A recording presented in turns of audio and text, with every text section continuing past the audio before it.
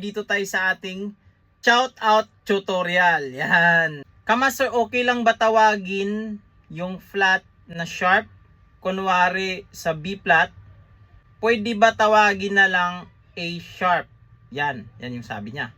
So shout out kay Daniel Mariano. Sagot niyan is oo, at merong senaryo rin na hindi. Ito muna tayo sa oo. Yes, pwede naman siyang tawagin kasi ito example na sa A tayo. Pag inabante natin to is A sharp. Pag B flat naman, so tinawag din siyang B flat kasi ito yung galing tayo sa B. Pag inatras natin B flat, iisang chords lang. So yung A sharp at B flat same lang na chords. Kaya ako sinabing pwede nating tawagin yon. Especially pag nag-memorize tayo ng fretboard, F, F sharp, G, G sharp, A sharp, B, C, C sharp, D, D sharp, E.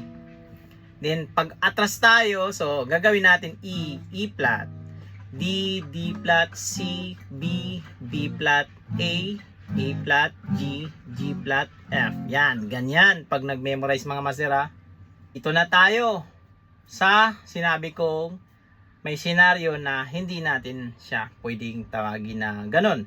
Mayroon talaga tayong specific lang na tawag. Kung alin ba dyan sa dalawa, sharp ba or flat.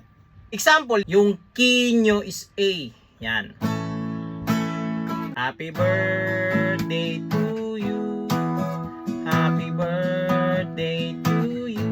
Yan. So, sinabi ng kumakanta na taasan natin, mag-sharp tayo kasi parang kulang. Ganon, di ba? So, ang gagawin, mag-sharp tayo. So, sabihin natin sa kasama natin, gitarista. So, mag-ano tayo, mag-sharp daw tayo, abante tayo, yun yung ibig sabihin niya. So, tawagin natin siyang B flat.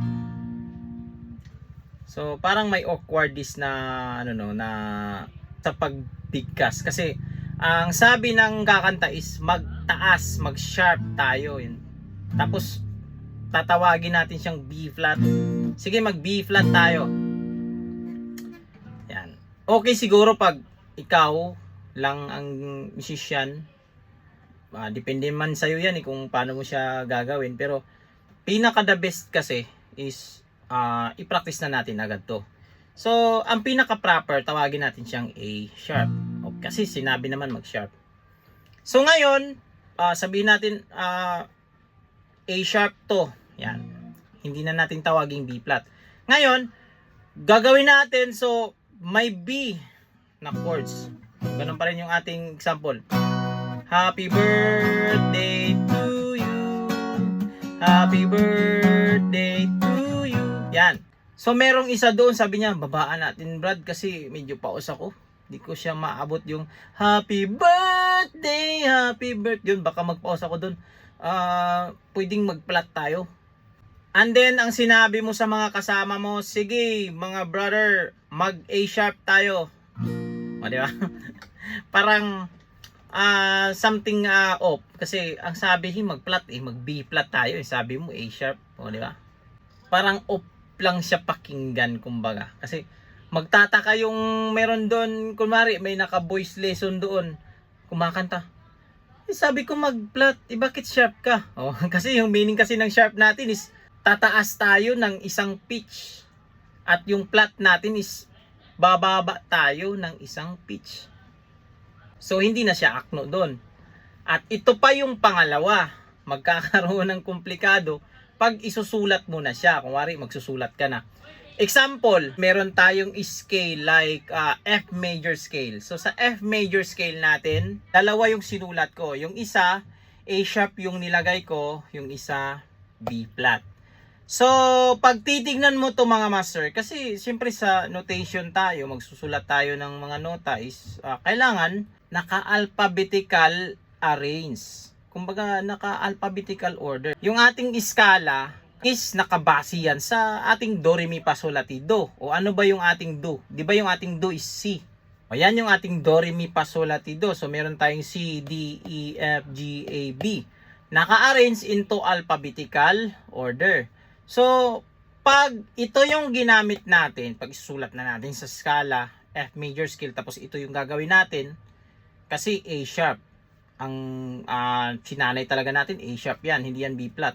So, hindi na siya na agad nasunod yung alphabetical order, kasi pagbasahin natin to, F, G, A, A, C, D, E, o nawalan ng isang nota, yung B.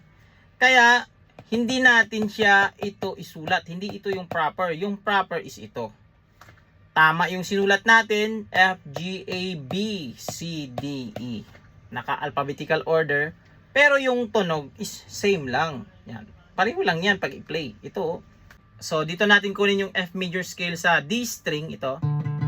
Sa third fret, ito yung F. So, F, G, A, B flat, C, D, E, F. Octave. Yan. Pag gawin naman nating A sharp, so same lang din yon ang tunog.